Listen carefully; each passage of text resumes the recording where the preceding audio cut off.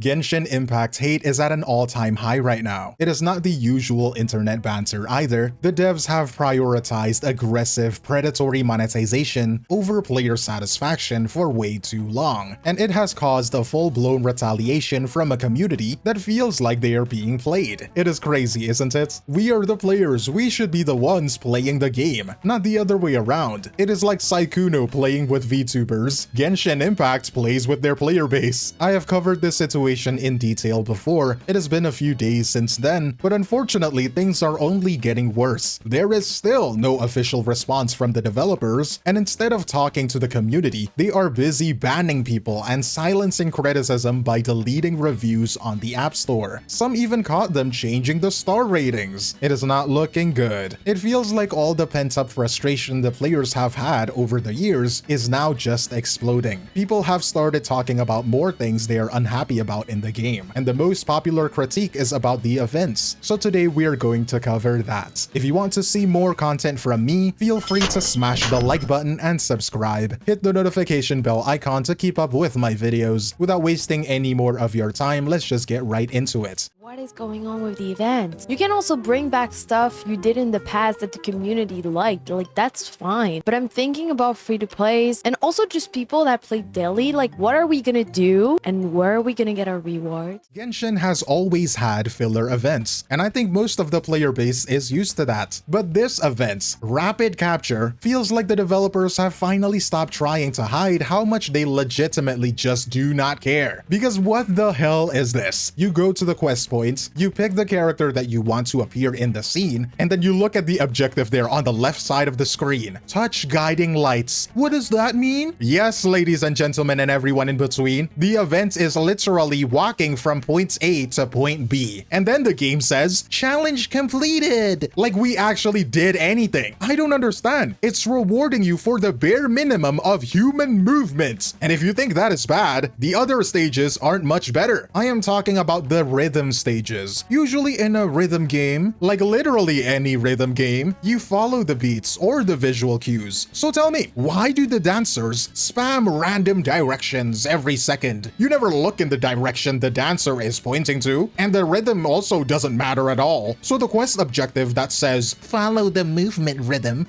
bolded in yellow by the way, yeah, you can just ignore that completely. You can just spam your skill off cooldown, and eventually you will get it right. It feels like a quarter of a character showcase disguised as an actual event. Who even came up with this idea? Which intern made that shit up? And did they actually get the job? Because this is fantastic for Hoyo standards. One post that blew up on Twitter called it the most damn event the game has ever seen. I mean, it's a pretty accurate way to describe being handed absolute trash and told to be grateful for it. And it gets way weirder when you actually look at what the game is doing. So the whole point of this event is that you are directing or recording your characters doing XYZ, and then at the end they will show you the results. But when you look at the results and remember what you actually did while recording, the footage just doesn't match up. The final cuts the game shows you at the end are just pre-recorded clips. It doesn't matter if you timed your skill perfectly or if you were zigzagging while you were walking from point A to point B for fun, the game plays the exact same video back to you. It is a blatant lie. The whole event was designed to make you feel like you're participating in a creative process that doesn't actually exist. So the obvious question is, if the output is the same regardless of what you do, what is the point? Why bother and making us go through this absolute nothing burger event at all? Just send me the 420 Primo gems through the mail and save everyone the required attendance and mental effort. At this point, the event feels like the developers are afraid that if they don't give you these tiny, meaningless hoops to jump through, you will notice how dry the game has actually become. And guess what? It works! Because some people are defending this game mode. What do you mean Genshin has no events? Look at the update calendar. We have massive events like Leyline Overflow, Rapid Capture, and Stygian Onslaught. If you're not satisfied, just quit the game. They don't realize that we are upset because the developers are prioritizing prioritizing the metric of player time spent over the actual quality of that time. And I mean, look at the quality of the events I just showed you. Not much effort put into them, huh? But you know what?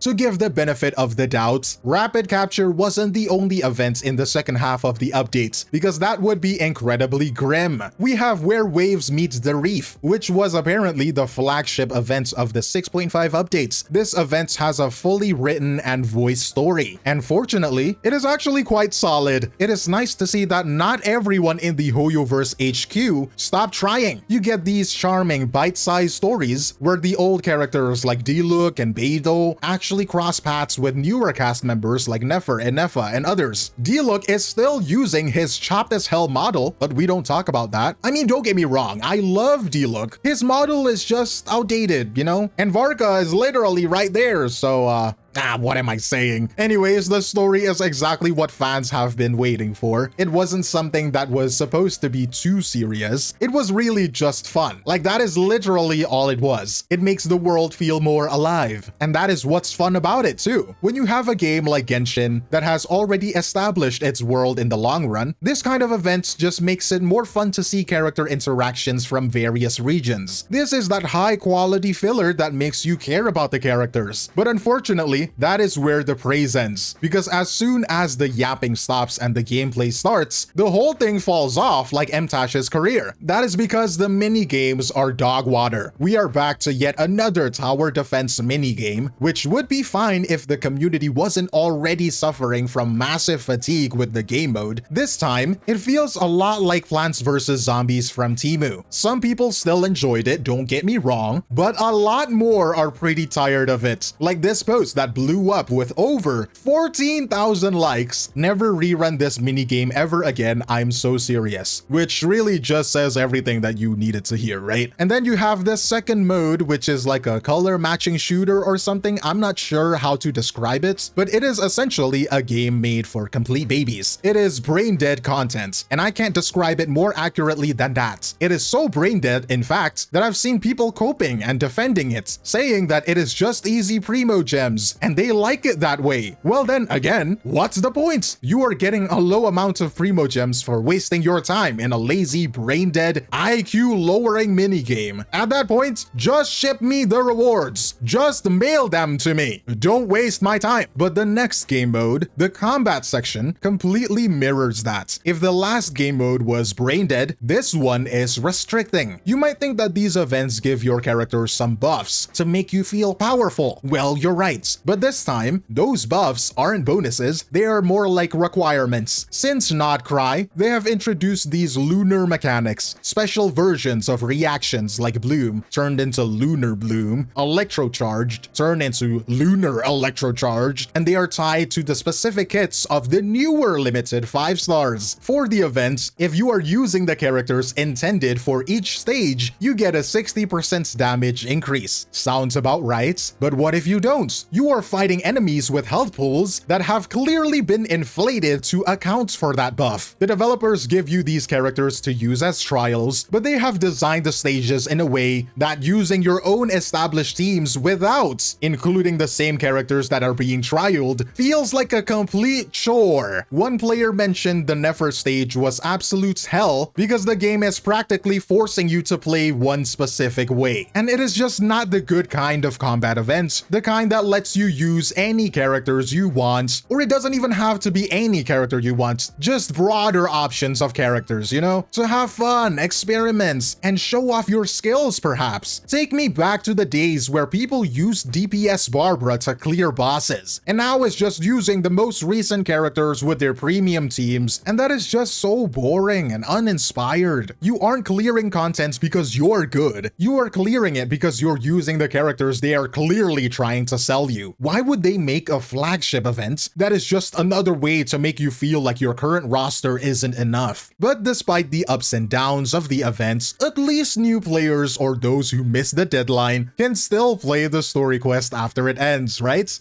No. Because people like the story, and it also gives a free 𝗖𝗆𝗍𝗶, so why not, right? Right? Well, the truth is, you can't. The only way to experience the story is to go to a wiki page or watch a recorded playthrough on YouTube. Sometimes the game makes an important lore point. An essential lore shouldn't be a you had to be there moment, but the developers treat it like a marketing tool instead of a part of the actual game world. It is not like they don't know how to fix this either. Their own sister games, 𝗖𝗍𝗆𝗆 and Honkai Impact 3rd, have had permanent event archives for a long time. They have systems where you can go back and play through old content to get the story and the unique items. You might get fewer rewards, but the experience and the gear are still there for you. Why is Genshin not doing this? Because they want you trapped. Because they want you trapped in a FOMO cycle. If you take a break for a month, they are making sure that you are missing out on a lot of things that will potentially never come back. Something like the Festering Desire, the most universally powerful free-to-play weapon in the game. It is a fantastic option for characters like Furina, who is a character released almost 3 years after the weapon was introduced. Yep, the weapon is that good for that long amount of time, and it's probably still good now. And guess what? There is no other way to get it other than playing the event during the 1.3 patch. 6 years later, there is still no way of getting it. Don't you think that is absurd? And I think it's easy to look at the current backlash and think people are just losing their minds over a bad event, but that is not really it. Rapid capture was just, again, a straw that broke the camel's back. All that pent-up frustration from years of stingy rewards and aggressive monetization is finally exploding. People are shooting guns blazing at everything the game is lacking. They are looking at more generous competitors and realizing that treating a game like a full-time job just to guarantee one character stops making sense entirely. The way the developers are handling this is telling. There is still no official response. Try to voice out your criticism, and you're banned. They are not trying to solve the problems. They care more about how the game looks to outsiders and how it actually feels for the people playing it. And that is just not that good in my opinion. Back then, you couldn't walk for 10 seconds without finding a puzzle or a chest to unlock. Now we are getting good-looking empty maps and weapon skins instead of actual weapons, with no reruns of course. It is a literal downgrade. Thankfully, people are finally waking up to the fact that their loyalty is completely one-sided. They are realizing that while they spent years growing attached to this world, the company was busy figuring out how to give them less for more profits. But that is just what I observed. If you have any comments, leave them down below. I will try to read as much as possible. Don't forget to support the video, share it to other people, smash the like button and subscribe. Hit the notification bell icon to keep up with my videos. And that is all from me, 𝗖𝗍𝗆𝗆𝗆, and I will see you in the next one. Cheers!